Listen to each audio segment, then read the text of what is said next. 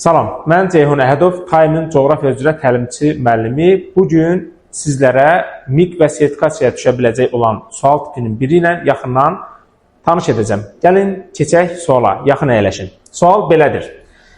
Azərbaycanda illik taxıl yığımı ərzaq taxımına olan daxili tələbatı artıq olsa da, ərzaq taxılı əsasən xarici ölkədən ixal edilir. Bunun səbəbi nədir? Bu sual Azərbaycan Respublikasının kənd təsərrüfatına aid olan bir sual tipidir və maraqlı bir sual tipidir.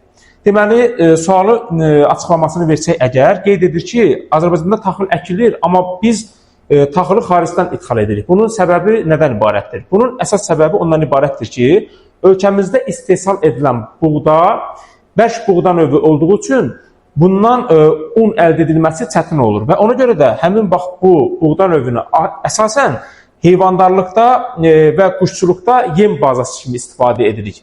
Əhalinin buğdaya, ona olan tələbatını ödəmək üçün ölkəmiz buğdanı ixal edir. İxal etdiyimiz ölkə də əsasən Qazaxıstan Respublikasıdır. Tapşırığa əsasən Y variantı doğru cavab olacaq. Belə ki, ölkədə yığılan taxılın çox hissəsi heyvandarlıq və quşçuluqda yem məqsədi üçün istifadə olunmasıdır. Doğru cavab Y variantıdır. İkinci sualla sizi tanış edirəm. Sual belədir. Düzgün fikri müəyyənləşdirin. A. Hündürlüyə doğru qalxdıqca bitkilərin növ tərkibi qalır, lakin kütləsi və sıxlığı dəyişir. Ümumiyyətlə, hündürlüyə doğru qalxdıqca temperatur və yağıntı rejimi dəyişdiyinə görə bitkilərin növ tərkibi dəyişəcək, yəni qalmayacaq. Bu, yanlış fikirdir. B variantı. Fıstıq və vələs ağacları altında qəhvəyə dağmeşə torpaqları inkişaf edib. Yanlışdır. Belə ki, fıstıq və vələs ağacları altında qonur dağmeşədir. Qəhvəyə dağmeşə isə palıd ağacları deməli altında inkişaf edəcəkdir. Doğru cavabımız olmayacaq. Yanlış cavabdır B variantı. C variantına gəldikdə, Azərbaycanda bitkilərin növ tərkibi dünya ortalamasından aşağıdır. Ümumiyyətlə, ifadə olaraq yanlış ifadədir, çünki ölkəmiz relyefi mürəkkəb olduğuna görə növ tərkibi zəngindir. Aşağı hesab edilə bilməz. D variantı, dağ qara torpaqlar Şamaxı, İsmayıllı, Gədəbəy rayonları ərazisində inkişaf edib. Doğru ifadədir.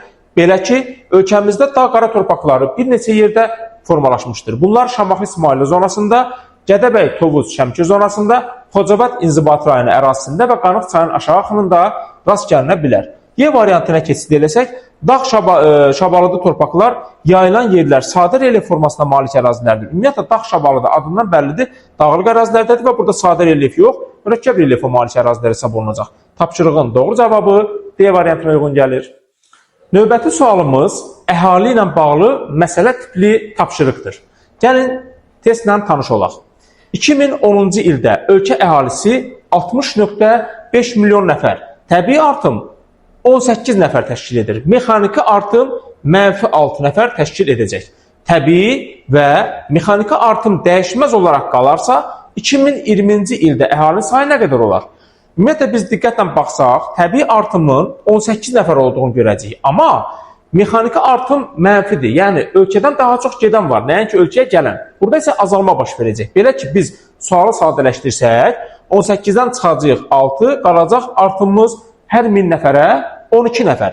Sadə tənasüb qursaq, hər 1000 nəfərə 12 nəfər təşkil edəcəksə, 60 milyon 500 min nəfərə isə olacaq x nəfər.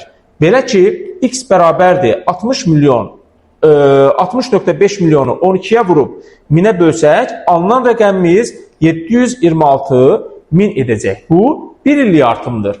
2010-cu ildən 2020-ci ilə qədər 10 illik artım mövcuddur. Biz bunu vuracağıq ona.